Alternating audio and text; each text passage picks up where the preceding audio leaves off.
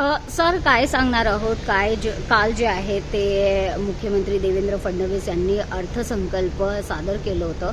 त्याच्यावर आता विरोधक जे आहे ते खूप टीका टिप्पणी करत आहे. एवढंच नाही तर शिवसेना नेते संजय राऊत यांनी असं म्हणाले की हे जे बजेट आहे असं वाटते की फक्त ठेकेदारांसाठी म्हणजे त्यांचं हित घेऊन बनलेले बजेट आहे. याच्यावर आपण काय सांगणार आहोत? संजय राऊतजी 5 वर्षापासून टीका टिप्पणी करतात, आरोप लावतात. पण महाराष्ट्राची जनता हुशार आहे. ते सगळं त्यांच्या आरोपांना फेटाळलं आहे.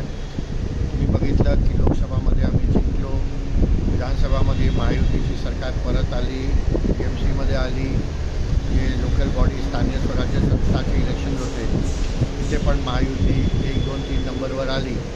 आणि बघितलं गेलं तर जे आपले शेतकरी आहेत, किसान आहेत, त्यांच्यासाठी जे बजेट आहे त्यामध्ये 2 लाख रुपये कर्जमाफी केला आहे. ज्यांनी आपला किस्त टाईमवर भरला आहे त्यांना 50,000 रुपयाचा इन्सेंटिव्ह दिला आहे.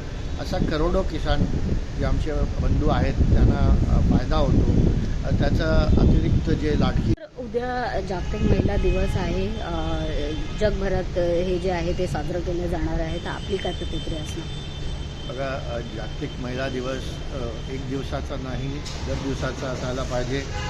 महिलाचा सन्मान आम्ही दरवेळी ठेवायला पाहिजे, दर क्षण ठेवायला पाहिजे.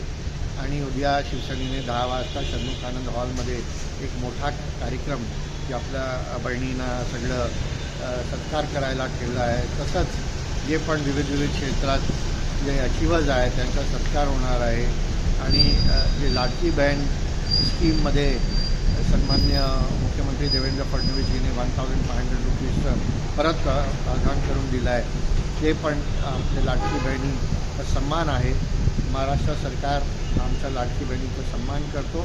आणि जे पहिल्यापासून राणी लक्ष्मीबाई आहे, अहिल्याबाई होळकर आहे, त्याच्यानंतर सुनीता विल्यम्स आहे, जगभरात इतक्या महिलांनी चांगलं काम केलं.